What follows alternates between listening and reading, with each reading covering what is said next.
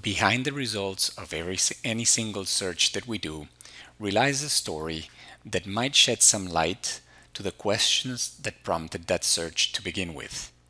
Hi, Daniel Katz with RE Hangout here. In today's video, we're going to explore different ways of looking at the results to see whether changing our perspective can find that story which will help us help our customers in finding the answers to the questions they have. For that, we are going to use Matrix MLS, which is our newest addition to the MLS system, and it seems to be here to stay. And I have started already a search for active and closed sales in the last 6 months for 3 bedrooms or more, 2+ bathrooms in a specific area in the map where my customers are interested in moving. Notice that I have included not only active but also closed sales because, in my opinion, I believe that this shows a better and more complete picture as to what's going on in any given area. Moving on to the results, they get displayed in the standard grid that the system has to offer us. Here we can see that listing price, the selling price, bedrooms, bathrooms, and so on and so forth. In addition, we have other information that can give us like the listing date, but in my opinion, I think there are other important facts that need to be shown. So changing perspective here and looking at what I like to call the active versus closed sales grid, we have the original listing price, which is the price at which that particular property was listed for.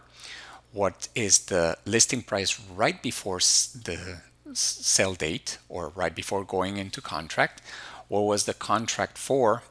And the dollars per square feet that that property was sold for.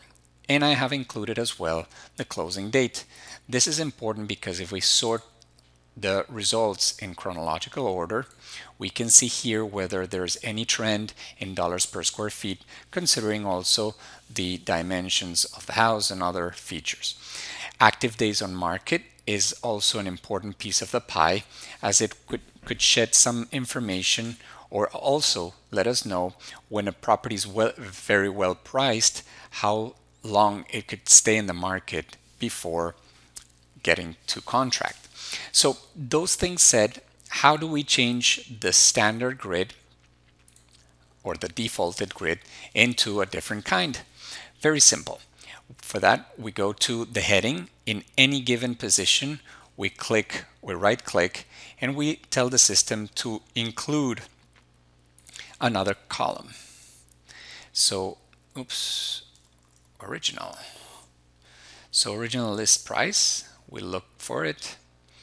We include it, and notice the original listing price is not in the same sequence as I had it before. So if it's not positioned where we want it, we just drag it and drop it. Correct? Then we click here, we say insert, and we go to the letter S, sell price. So sales price versus listing price. No, we want the sell price per square feet. Here we go. Apply. And in this way, we start constructing the grid that we like. Notice that over here, we are missing days on market. If we were to go to the drop down in any of the columns, we wouldn't find it because active days on market is already in the grid, but it's not in the position where we want. So here we just need to move it and position it where we want.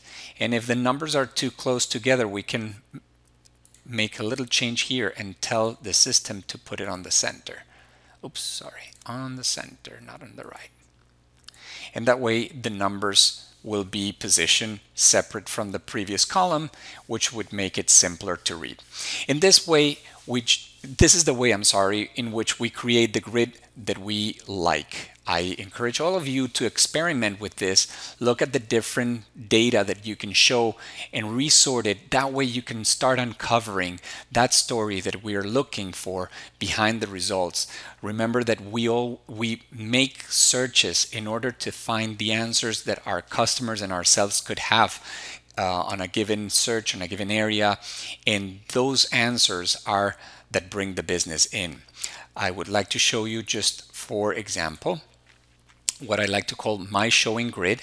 This is when I'm going to do a tour of properties showing buyers different listings. I have the showing grid, which includes the MLS number, address of the property, the listing agent's name, phone number, and email, as well as the showing instructions. I print out this for all the properties that I'm going to be showing that particular day, and it's very useful because I have all the information, all the contact information, as well as the showing instructions in a single piece of paper, which makes my life a lot easier. In any event, this concludes today's tutorial. I hope you enjoyed it. If you did, leave me a comment on my Facebook page, www.rehangout.com or /rehangout, or send me an email at daniel@rehangout.com. Thank you very much for watching, and I'll see you next week.